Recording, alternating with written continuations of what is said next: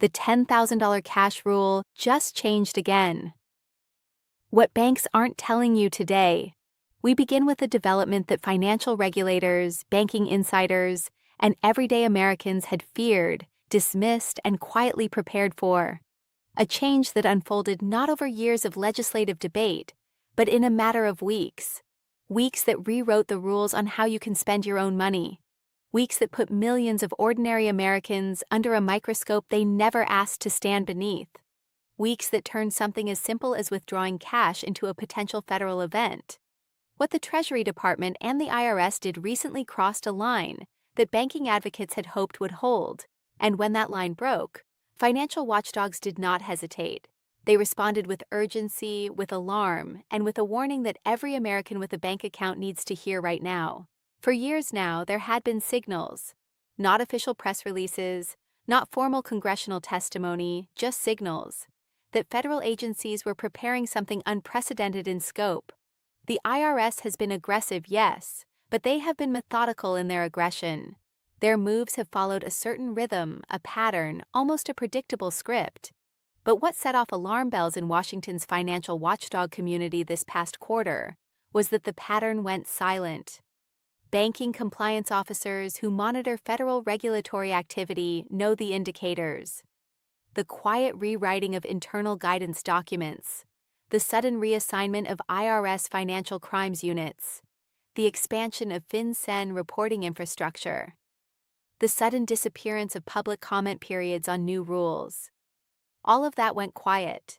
And whenever federal financial agencies go quiet, it means something is about to get very loud for the rest of us. Earlier this year, compliance analysts detected what they described as a sweeping revision of cash transaction monitoring thresholds, including proposed reporting requirements that had not been seriously floated in over 3 decades. These are the kinds of regulatory moves that federal agencies only deploy when they are signaling something very specific. A new era of surveillance, a fundamental shift in the presumption of innocence around cash, or a coordinated effort to push Americans away from physical currency entirely. Observers didn't know which category this fell into, or whether it fell into all 3 at once. But what they did know was that the government was changing its posture on cash. And when a government shifts its posture on something as foundational as physical currency, even by a seemingly small measure, every American with a savings account, a small business, or a habit of paying in cash needs to pay attention. Here is what changed.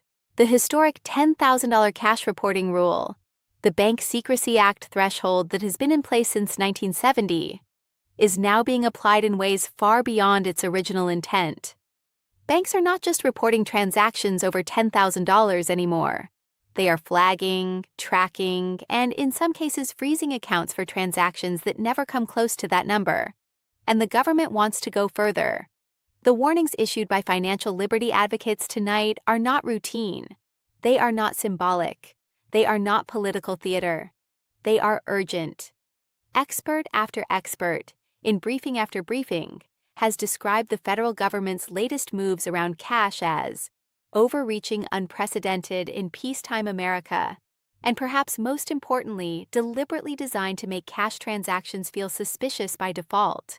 But that strategy only works if the public doesn't know about it. You now know about it. In fact, what has emerged in recent months is among the most significant expansions of financial surveillance we have seen since the Patriot Act was signed in 2001. Here is what we know. Within months of the Biden-era proposal to give the IRS access to bank accounts with as little as $600 in annual transactions, a proposal that was ultimately scaled back due to public outrage, the underlying infrastructure for mass financial monitoring was quietly left in place and expanded. These weren't routine updates to banking software. These were structural changes to how banks communicate with federal agencies, systems that financial institutions only implement when they are preparing to comply with a fundamentally new level of government oversight. Tonight, sources in the banking compliance world confirm that federal regulators have expanded what is known as suspicious activity report triggers, the internal flags that banks are legally required to file with the Financial Crimes Enforcement Network, or FinCEN. What was once a system designed to catch drug cartels and terrorist financiers has now been retooled to include frequent cash withdrawals just below $10,000, a practice now labeled structuring, even if you have no illegal intent whatsoever. Regular deposits from small businesses that deal primarily in cash, multiple transactions across a short period that, individually, mean nothing, but together trigger an automatic federal report. Banks hit small business owners. They hit retirees withdrawing their own savings. They hit working-class families who simply prefer cash and have never had a reason to think twice about it. In other words, regulators targeted the behavior of ordinary, law-abiding Americans and reframed it as inherently suspicious. The legal architecture that would make this monitoring operational has been quietly assembled for years. This is what makes the current moment so urgent. The government's expanded cash monitoring isn't just symbolic. It is fully actionable.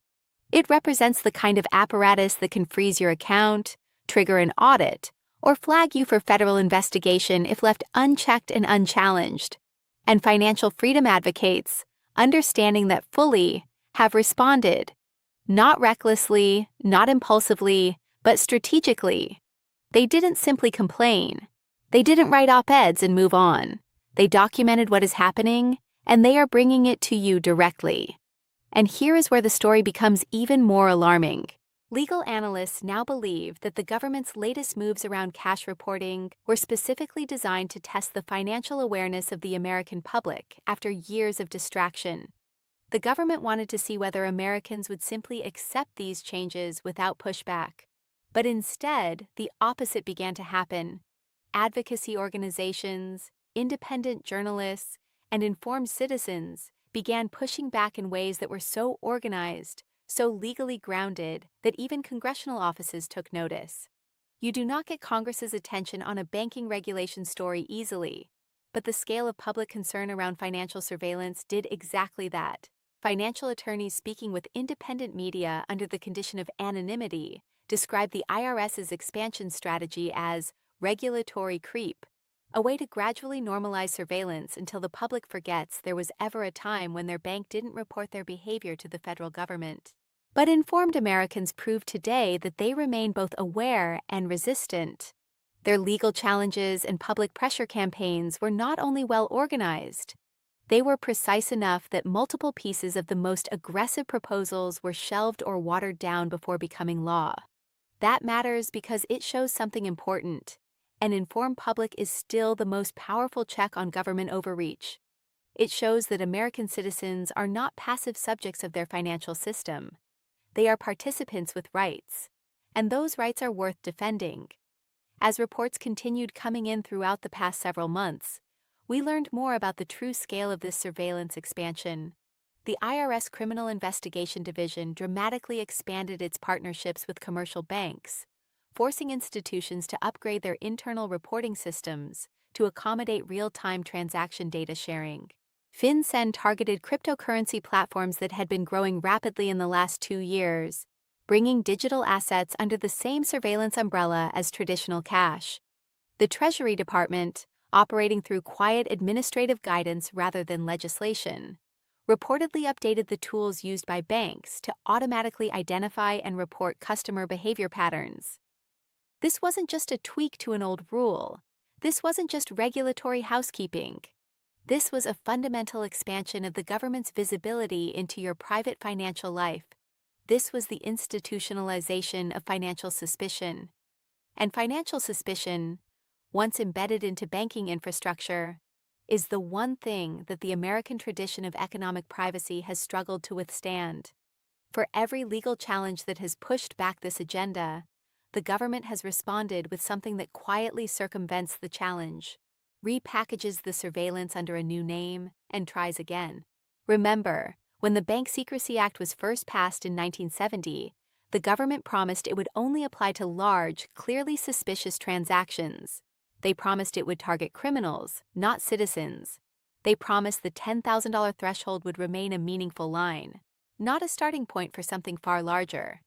But tonight, the exact opposite is happening. The threshold is effectively irrelevant because banks now flag behavior regardless of the dollar amount. The target has shifted from criminals to customers, and the infrastructure originally built to fight money laundering is now being used to monitor the financial habits of tens of millions of ordinary Americans.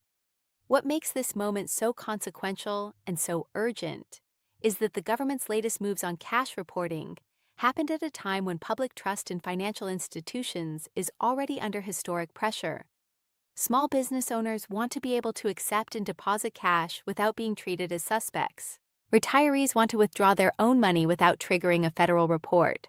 Privacy advocates want legal protections for financial data that match the protections that exist for other forms of private communication. Working Americans want to know that choosing cash over a credit card does not make them a target. The federal government is balancing the demands of law enforcement, tax collection, financial regulation, and public trust, while simultaneously presiding over the most aggressive expansion of financial surveillance in modern American history. And when institutions in that position make sudden, quiet regulatory moves, they are not doing it from a position of transparency. They are doing it from a position of institutional pressure. They are doing it because the systems they rely on, tax collection, financial compliance, criminal investigation, all benefit from broader surveillance, regardless of the cost to individual privacy. The warnings now circulating among banking law experts and financial freedom organizations are designed to signal that Americans are not willing to accept the quiet normalization of financial surveillance. Legal experts have said plainly that the government's expansion of cash monitoring is inconsistent with the original intent and constitutional boundaries of financial privacy law. That is careful legal language for they are going further than the law actually allows, and someone needs to stop them.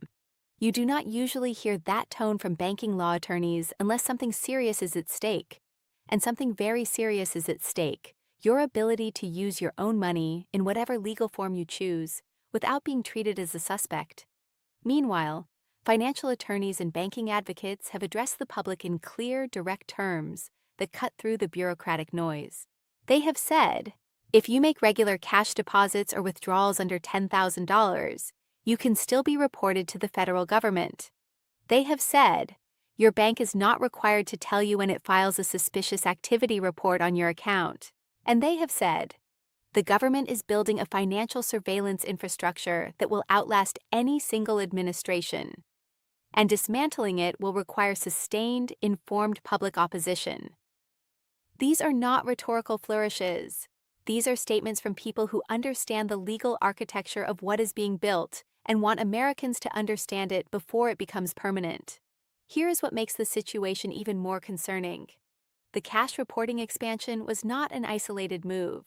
Along with the primary changes to SAR filing requirements, digital payment platforms including Venmo, PayPal, and Cash App were brought under new IRS reporting requirements for transactions over $600 in a single year.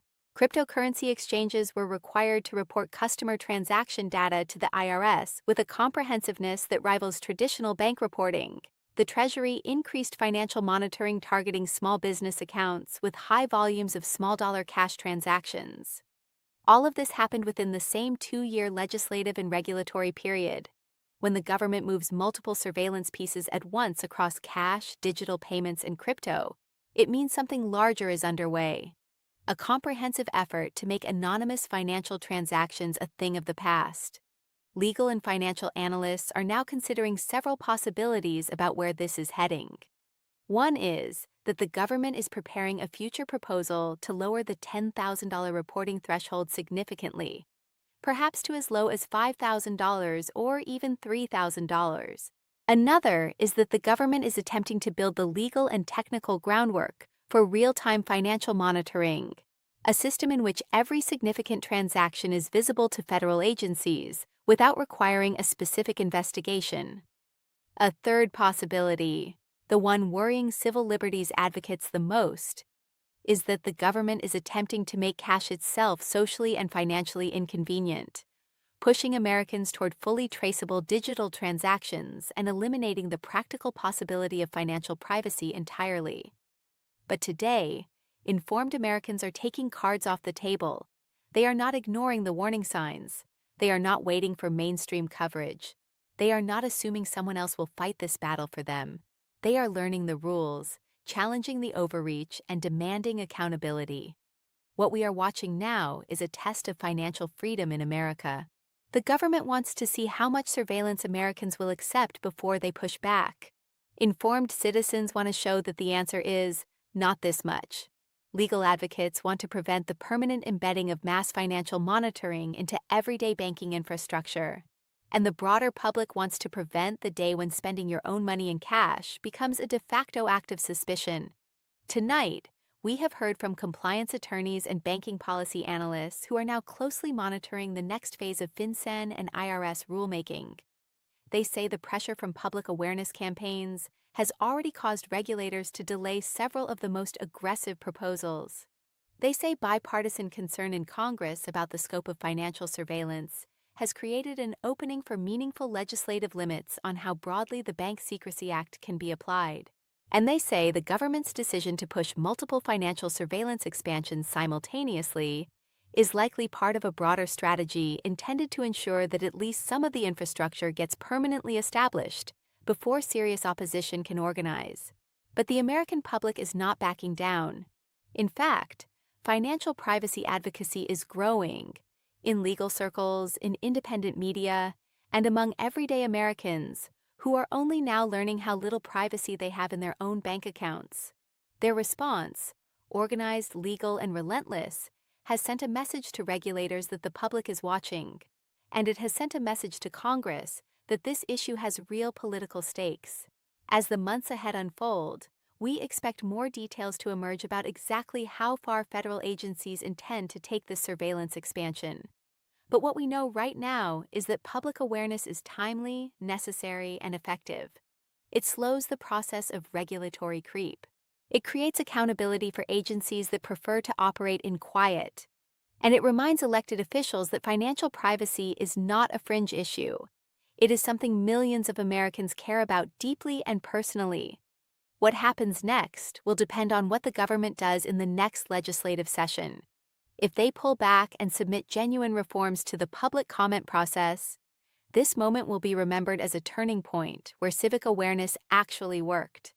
If they press forward, advocates and legal challengers have already shown they are organized, prepared, and unwilling to simply accept the quiet erosion of financial freedom. And tonight, for the first time in years, the federal government's financial surveillance agenda appears to be facing real friction. Washington is watching how the public reacts, watching how Congress responds, watching whether awareness translates into pressure. And when governments watch quietly, it means they are recalculating. It means they are choosing their next move carefully. Because tonight, the agencies pushing this agenda were reminded of something the American public has had to relearn many times across its history. Transparency is a right, not a privilege. Your money is yours, and the government must justify, not assume, the authority to watch every dollar you spend. And an informed public is still, even now, the most powerful force in American democracy. This story is far from over. But tonight, one thing is clear. The rules around your cash have changed, and now so have you. You know what is happening, and you are not going to look away. We will be here, watching every development as the next phase of this fight unfolds.